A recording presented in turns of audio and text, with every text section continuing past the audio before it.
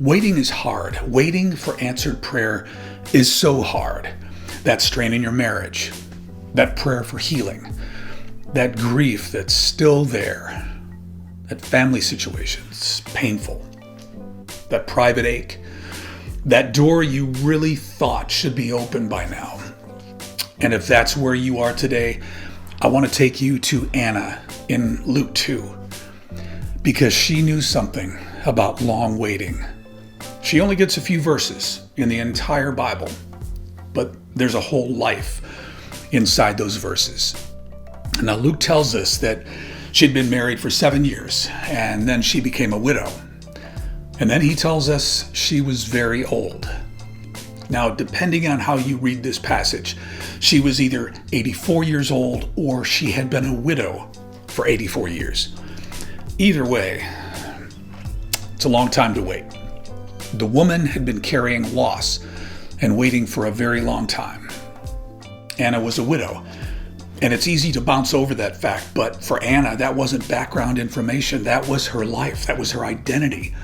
Loss had entered her story early, and it had stayed there. Her life hadn't gone the way she thought it would. 7 years with her husband, that was it. Then grief. Then years. A lot of years.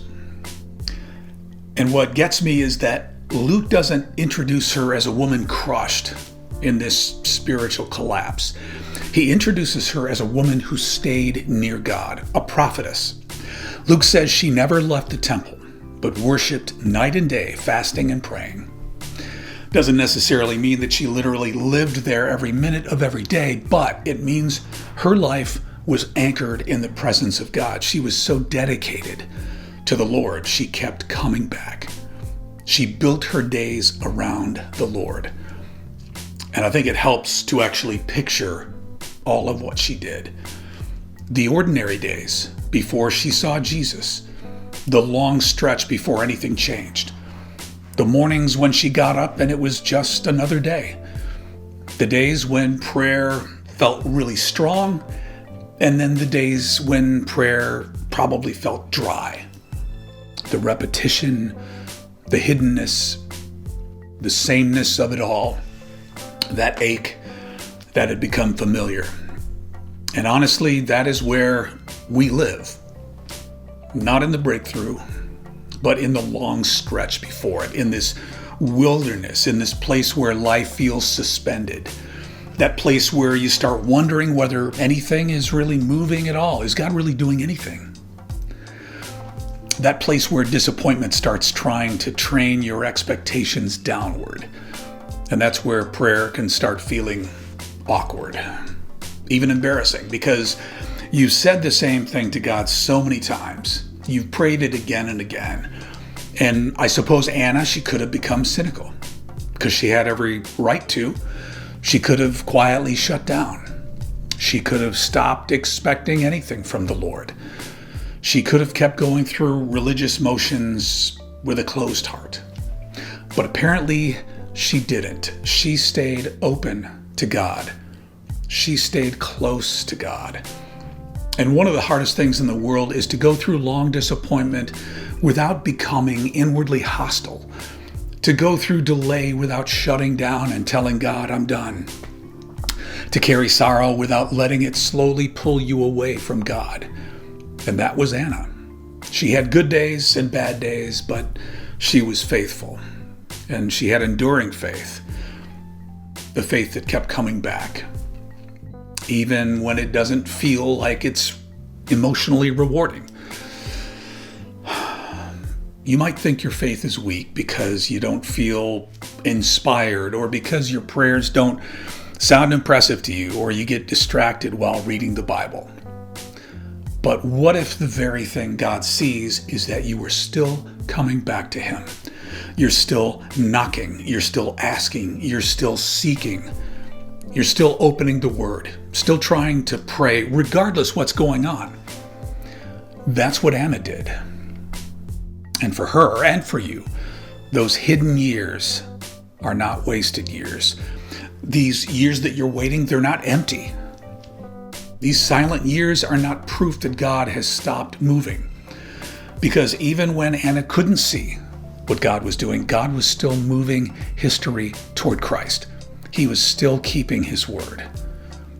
The only thing is, she didn't control the timeline, but she was faithful to it. She was faithful to what God wanted her to do. And maybe that's just what God wants from us. Trust.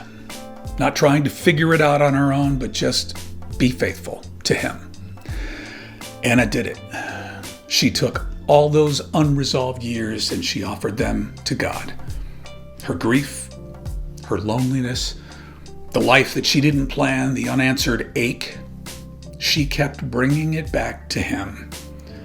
She stayed close to the Lord regardless what happened. And her waiting became worship. And then one day, Mary and Joseph walk into the temple carrying Jesus. And when Jesus came, she saw him. She waited her whole life for this. And when she saw him, Luke says she gave thanks to God and began speaking about him to others who were waiting for redemption. And know this, God has not forgotten you.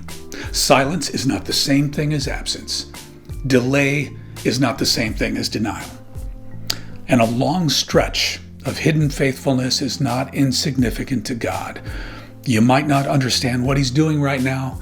You might not see movement yet. It may seem like he is not doing anything. And you might be tired of praying the same thing over and over. But it doesn't mean that nothing is happening. Long sorrow doesn't have to cut you off from the presence of God. That wound doesn't have to have the final word.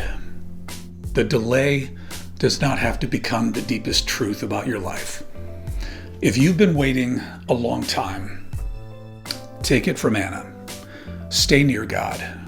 Bring him your tiredness. Bring him your weariness, your hurt, your pain. Bring him the prayer that you are still praying and the grief that hasn't left.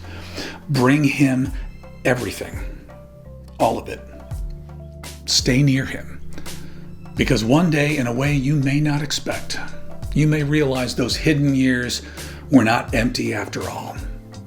They were shaping you. They were deepening you. They were teaching you how to recognize him. And if all you can do today is say, Lord, I'm still here, say it. Lord, I'm still here.